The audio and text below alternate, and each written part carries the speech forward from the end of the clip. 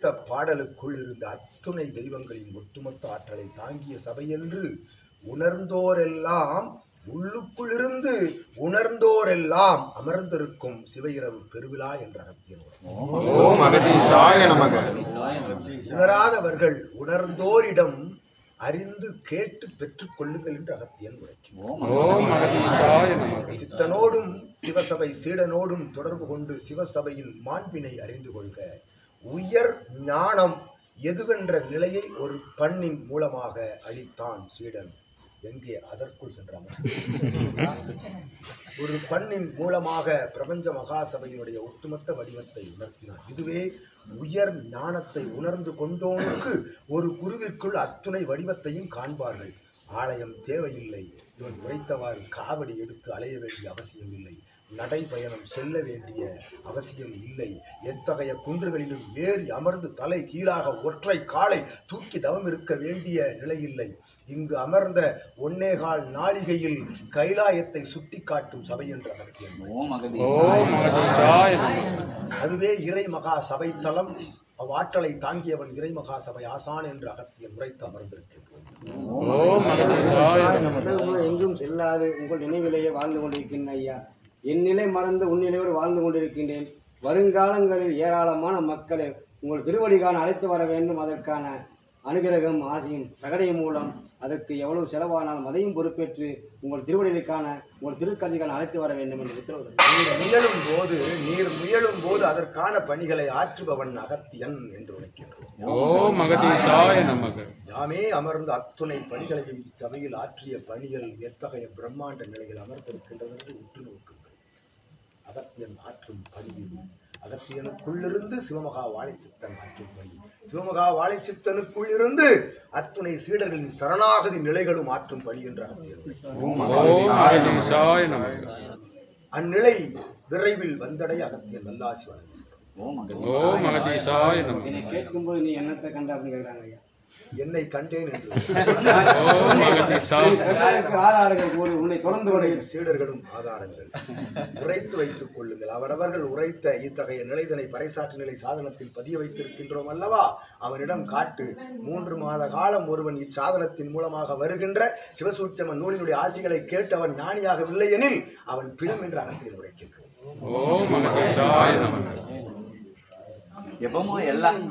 உண்மை உயர் ஞானத்தை மட்டும் கற்றுக் கொடுக்கும் சபை.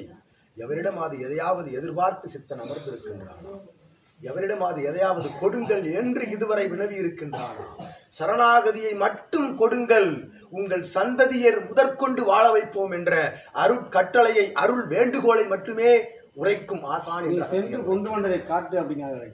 நீ சென்று என்ன கொண்டு வந்தாய்? நீ ரோட்ல நின்று வியாபாரம், நான் ரோட்ல நின்று வியாபாரம் பண்றேன். என்ன தர கண்ட நீ காட்டு, நான் வாரேன். இல்ல உங்களுக்கு இல்ல, எல்லாருக்கும் சொல்லிக்கிறதான். அகத்திய பெருமான் முன்னாடி இருந்து உரை அனைவருக்கும். அதாவது அடுத்தவங்களுக்கு வாழல, என்ன கண்ணும் தெரியாத அவனுக்காண்டி நம்மளும் கண்ணை ஏதாவது செய்ய முயற்சி பண்ணும் போது இல்ல, இப்போ கண்ணும் தெரியாத அவனுக்கு குருடன், சரி அதை கூட சொல்லக்கூடாது. கண்ணும் தெரியாத அவனுக்காண்டி நம்மளும் கண்ணை கெட்டிக்கிட முடியுமா? அவன் கண்ணும் தெரியல, உலகத்தை பார்க்க முடியல. நம்மளும் அதுக்காண்டி இருக்கிறத கண்ணை வச்சு வழிகாட்டத்தானே செய்யணும். இதுக்கான பார்க்க வேண்டியா, படிக்க வேண்டியா, பார்க்க வேண்டாம், படிக்க யாரையும் தவற சொல்லக்கூடாது. எது நிகழ்ச்சி எது வந்தால் நம்ம தள்ளப்போட கிடையாது. சென்ற காலங்களில் பல நூற்றாண்டுகளாக எந்த ஆன்மீகவாதியாவது எதிர்ப்பு, ஏச்சுக்கள், பேச்சுக்கள், போட்டி, பொறாமை, சூழ்ச்சி, வஞ்சகம் இல்லாமல் உயர்ந்திருக்கின்றானா என்று ஒருவனை சுட்டி காட்டும் அகத்தியன்.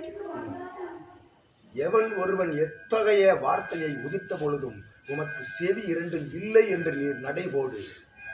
அத்தகைய நடை போடுகின்ற பொழுது ஞானம் என்ற அருள் காப்பு உமை சுற்றி வருகின்ற பொழுது நீர் எத்தகைய நிலையில் அமர்ந்திருக்கின்றாய் என்று அவர்கள் வந்து உம்மிடம் வினவுவார்கள். அவ்வேளைகளில் நீ அறிவாய் அவர்கள் என்ன உறைந்து கொண்டார்கள். ஒரு முனிவன் அரசனாக இருந்து அரச நிலை துறந்து ஒரு ஆலயமதில் சென்று அமர்ந்திருந்தான். பெரும் வணிகன், பெரும் வணிக தொழில் செய்து அவ்வூரிலேயே பெரும் பணக்கார நிலையில் இருந்த அம்முனிவன், அவன் வெளிவருகின்ற போது முனிவன் அல்ல, அவன் பெரும் வணிகன். அவ்வாறு பெரும் வணிகன் வந்து அமர்ந்து ஆலயத்தில் ஒன்றுமில்லாமல் ஒரு துணி, ஒரு கீழ் தூசி மட்டும் உடுத்திக் கொண்டு அமர்ந்திருக்கின்றான். அவன் இவ்வாறு வந்து அமர்ந்து விட்டான் என்று அவர் உறவாளர்கள் எல்லாம் மன்னனிடம் சென்று அவர்கள் புத்தி கூறுங்கள், பைத்தியம் பிடித்து பிடித்தவனை போல் அலைந்து கொண்டிருக்கிறான், ஏதோ உளறிக் கொண்டு என்று மன்னன் வந்து நின்று கேட்கின்றான். நீர் குடும்பத்தோடு சென்று சேர்ந்து கொள்கிறேன். இல்லை, நாம் வரவில்லை, ஊரிலேயே இருக்கின்றோம், எவை வந்து அவர்கள் கண்டு போகட்டும், ஆனால் நாம் இல்லத்திற்கு வரவில்லை என்று கேட்கின்றான். அப்பொழுது மன்னன் விளங்குகின்றான். உன்னிடம் விளங்கியவாறு நீ எதை கண்டாய் என்று, என்ன கொண்டு வந்தாய் என்று முனிவன் அமர்ந்திருக்கின்றான், சித்தன் அமர்ந்திருக்கின்றான், நின்று கொண்டு மன்னன் வினவிக் கொண்டிருக்கின்றான். என்ன கண்டாய், என்ன கிடைத்தது என்று. நீர் நிற்கின்றாய், நான் அமர்ந்திருக்கின்றேன் என்று அம்முனிவன் கூறிய சொல்லுக்குள் இருக்கும் அர்த்தத்தை உணர்ந்து கொள்ளுங்கள். ஓம் மகதீசாய நமக. மன்னன் நிற்க, சித்தன் அமர்ந்திருக்க, இதுதான் யாம் கண்ட நிலை என்று அச்சித்தன் உரைத்தான். அதுவே உயர் ஞான நிலை நோக்கி பயணப்படுகின்ற ஒவ்வொரு சீடனுக்கும் கிடைக்கின்ற அற்புதமான உயர்நிலை என்று அகத்தியன் உரைக்கின்றார். தாரை வார்க்கின்ற பொழுது, தன்னை பிரபஞ்சத்திற்கு தாரை வார்க்கின்ற பொழுது அவன் முன்னால் பிரபஞ்சம் வந்து கைகட்டி நிற்கும் என்பதற்கு அது ஒரு சான்று. நீயும் சான்றாக யுகமாற்ற நிகழ்வு நடைபெறுகின்ற பொழுது நீயும் ஒரு சம்ஹார நிகழ்வு நிகழ்த்திய திருமுருக படை சேனை என்று அகத்தியன் உரைக்கின்றார்.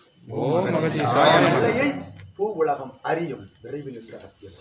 நாளென் செய்யும் வினைதானின் செய்யும், என்னை நாடி வந்த கோளென் செய்யும், கொடுங்கூற்றென் செய்யும், குமரேசர் இருதாடும் சிலம்பும் சதங்கையும் தண்டையும் தோளும் கடம்பும் சண்முகமும் வேலும் மயிலும்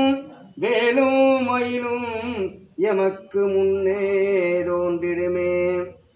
அகத்திய பெருந்தகையும் சிவமகாபால சிவசித்தநாதரும் நமக்கு முன்னே இருக்கையில் நமக்கேதும் கவலையில்லை,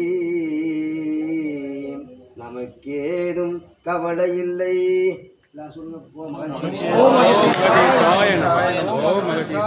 தான் உணர்ந்தேன் என்று உரைக்க உரை.